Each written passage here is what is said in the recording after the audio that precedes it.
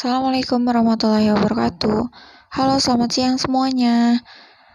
Kami dari kelompok 2 kelas 5 BPGSD Universitas Pendidikan Indonesia Kampus Purwakarta.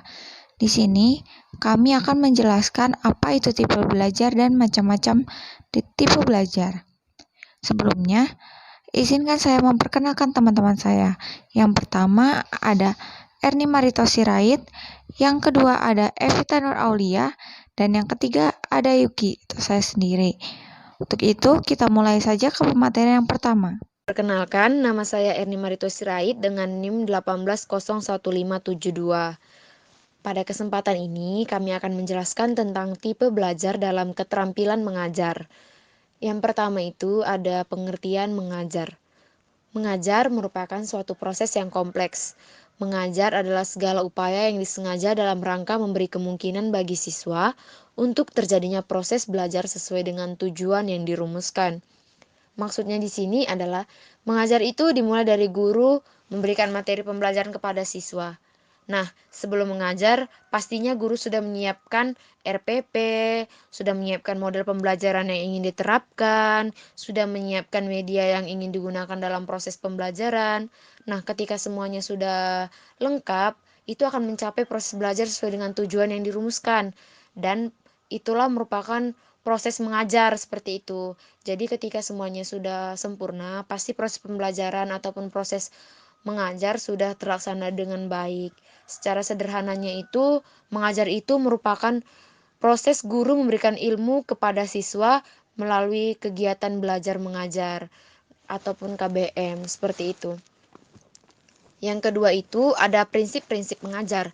Secara umum ada beberapa prinsip dalam mengajar, yaitu pertama, mengajar harus berdasarkan pengalaman yang sudah dimiliki siswa. Nah, pengalaman siswa itu berperan dalam prinsip mengajar. Jadi kita harus memahami bagaimana pengalaman siswa dalam belajar, baru kita bisa memberikan ilmu kepada siswa. Yang kedua, pengetahuan dan keterampilan yang diajarkan harus bersifat praktis. Nah, sebagai guru, kita harus menjadi guru yang kreatif dan inovatif sehingga penyampaian materi pembelajaran, penyampaian ilmu kepada siswa itu akan bersifat praktis karena pastinya siswa lebih mudah menangkap pembelajaran dengan kita yang mempunyai jiwa kreatif, inovatif, pastinya dalam memberikan ilmu akan lebih baik lagi seperti itu. Yang ketiga, mengajar harus memperhatikan perbedaan individual setiap siswa. Nah, kita harus memahami karakteristik setiap siswa kita. Jadi, kita tahu siswa ini cara belajarnya gimana, siswa ini cara belajarnya gimana. Jadi, kita bisa membedakan setiap individual dari siswa kita gitu. Yang keempat, ada kesiapan dalam belajar sangat penting dijadikan landasan dalam mengajar. Nah, sebagai guru, kita itu harus mempersiapkan diri kita dengan baik untuk memberikan pembelajaran, memberikan ilmu kepada siswa kita, agar pembelajaran itu berlaksana dengan baik, dan siswa kita juga tidak sia-sia dalam mendengarkan kita menerangkan, seperti itu. Jadi proses mengajar itu perlu kita siapkan dengan baik, perlu kita terapkan dengan baik, jadi pembelajarannya itu tersampaikan juga dengan baik gitu. Kesiapan kita sangat penting dalam proses mengajar, karena kesiapan itu awal utama untuk kita memberikan ilmu kepada siswa kita. Yang kelima itu ada tujuan pengajaran harus diketahui siswa. Jadi proses pembelajaran kita itu kita mulai dengan di awal kita memberitahu kepada siswa kita bahwa apa tujuan pengajaran yang kita berikan kepada mereka, seperti itu. Yang keenam, mengajar harus mengikuti prinsip psikologis tentang belajar. Nah, maksudnya di sini kita harus mengikuti prinsip-prinsip psikologis dalam belajar, seperti itu. Jadi sebagai calon guru kita harus mampu menerapkan prinsip psikologis dalam kegiatan belajar mengajar atau dalam KBM, seperti itu. Nah, yang ketiga itu ada ragam gaya mengajar. Dalam ragam gaya mengajar ini, yang pertama ada gaya mengajar klasikal. Nah, gaya ini menentukan baik dalam pemilihan materi pembelajaran maupun penentuan proses pembelajaran. Isi pelajarannya bersifat pasif, jelas, dan dikelompokkan secara menyeluruh dan benar. Proses penyampaian bahan tidak didasarkan atas minat anak, melainkan pada urutan tertentu. Peran guru sangat dominan karena dia harus menyampaikan bahan dan sebagai penyebar ataupun sumber pengetahuan utama. Maka dalam gaya mengajar klasikal ini, yang berperan utama itu adalah guru. Jadi guru yang memberikan materi, guru yang menyampaikan pembelajaran dengan baik akan menghasilkan siswa yang baik seperti itu. Jadi yang berperan dalam gaya mengajar klasikal ini, gurulah yang paling berperan utama seperti itu. Nama saya Yuki, NIM 1808563. Di sini saya akan melanjutkan menjelaskan mengenai ragam gaya mengajar. Poin kedua, yaitu ada gaya mengajar teknologis. Gaya mengajar ini pada kompetensi siswa secara individual. Bahan pelajaran disesuaikan dengan tingkat kesiapan anak. Peranan ini, pelajaran adalah dominan. Oleh karena itu, bahan disusun oleh ahlinya masing-masing. Bahan itu dengan data objektif dan keterampilan yang dapat menuntun kompetensi kejuruan peserta didik. Peran siswa di sini adalah belajar dengan menggunakan perangkat atau media. Siswa dapat mempelajari apa yang dapat bermanfaat bagi dirinya dalam kehidupan. Peran guru hanya memandu, mengarahkan, atau memberi kemudahan dalam belajar, karena pelajaran sudah terprogram sedemikian rupa dalam perangkat. Yang ketiga ada gaya mengajar personalisasi. Gaya ini berpusat pada anak didik, didasarkan pada teori pendidikan yang menyatakan bahwa pendidikan sesungguhnya berpusat pada anak, serta pengalaman yang didasarinya, dan pengajaran ini dilakukan berdasarkan atas minat, pengalaman, dan pola perkembangan mental siswa. Peran siswa sebagai pribadi yang perkembangan emosional dan penyesuaian diri dalam lingkungan sosial merupakan yang vital sebagaimana perkembangan kecerdasannya. Peran guru dapat membimbing dan membantu perkembangan anak melalui pengalaman belajar. Guru harus mempunyai kemampuan mengasuh, ahli dalam psikologi dan metodologi, serta bertindak sebagai narasumber. Bahan pelajaran disusun dan muncul berdasarkan minat dan kebutuhan siswa individual. Selanjutnya, ada gaya mengajar interaksional. Gaya ini, guru memberikan persoalan kepada peserta didik, kemudian proses diskusi peserta didik menanggapi sehingga ditemukan kesimpulan. Guru dalam hal ini menciptakan iklim saling ketergantungan dan timbulnya dialog antar siswa. Siswa belajar melalui dialog, mengemukakan pandangannya tentang realita juga mendengarkan pandangan siswa lain. Dengan demikian, dapat ditemukan pandangan baru, hasil pertukaran pikiran tentang apa yang dipelajari. Di samping itu, manusia dipandang makhluk sosial yang sangat dibutuhkan bagi perkembangan individu dan terjadinya kematangan pada diri individu sendiri. Nama saya Evita Nur Aulia dengan NIM 1807071. Di sini saya akan menjelaskan mengenai keterampilan dasar mengajar atau variasi mengajar guru. Nah, dalam keterampilan dasar mengajar ini adalah kemampuan atau keterampilan yang bersifat khusus yang harus dimiliki oleh guru, dosen, dan lain-lain agar dapat melaksanakan tugas mengajar secara efektif, efisien, dan profesional. Nah, dengan demikian, keterampilan dasar mengajar berkenaan dengan beberapa keterampilan atau kemampuan yang bersifat mendasar dan harus dikuasai oleh tenaga pengajar dalam melaksanakan tugas mengajarnya. Nah, di sini juga ada jenis-jenis keterampilan dasar mengajar. Nah, keterampilan dasar mengajar yang harus ada pada seorang tenaga pengajar atau pendidik dapat dibedakan menjadi 8 jenis keterampilan. Yaitu yang pertama ada keterampilan bertanya.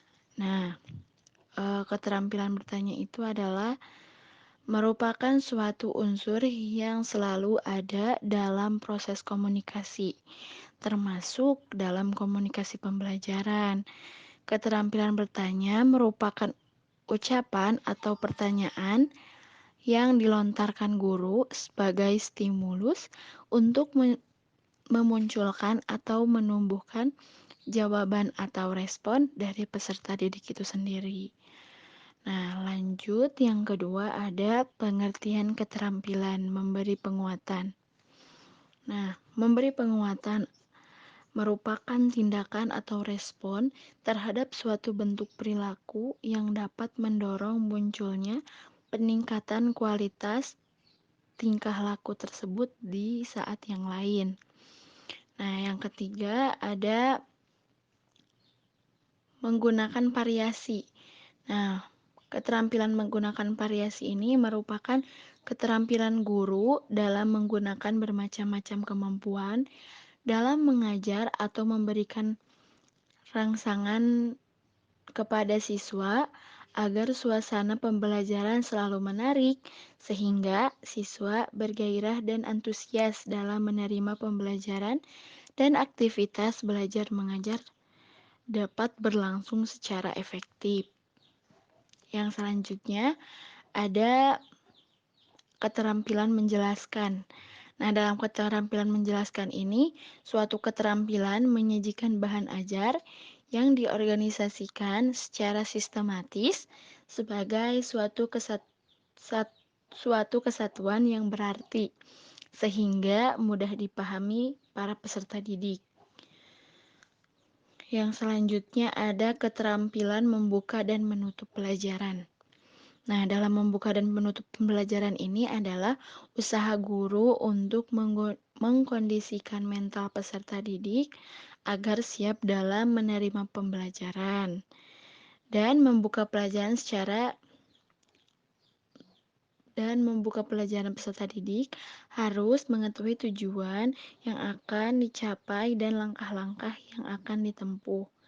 Nah, keterampilan menutup pelajaran juga suatu keterampilan guru dalam mengakhiri kegiatan inti pelajaran. Dalam menutup pelajaran, guru dapat menyimpulkan materi pembelajaran, mengetahui tingkat pencapaian peserta didik, dan tingkat keberhasilan guna dalam proses pembelajaran mengajar.